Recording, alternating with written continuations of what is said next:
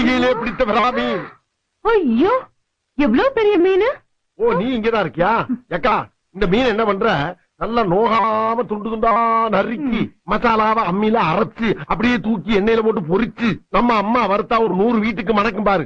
அந்த மாதிரி கமகமகமகமகமகம்னு சமைச்சு மண்டைய மாமனுக்கு வாழைய மருமனுக்கு நடு துண்ட உன் தம்பிக்கும் தனியா பொரிச்சு கொடுக்குற. எனக்கா இன்னைக்கு சமையல பின்னு பின்னு பின்ற. இதுலதான் உன் தம்பி மேல எவ்வளவு பாசமா இருக்குன்றத பாக்க போறேன். அத்தை நான் மீன் குழம்பு வைக்கிறேன் அத்தை. கொஞ்சம் இருந்தா வந்துடுறேன். எங்கடா போற? மீனை வாங்கின வேட்டை கொடுத்துட்டு பக்கத்து தேட்டர்ல என் தலைவர் எம்ஜிஆர் படம் போட்டுக்க பாத்து காலைல வரந்தாயி.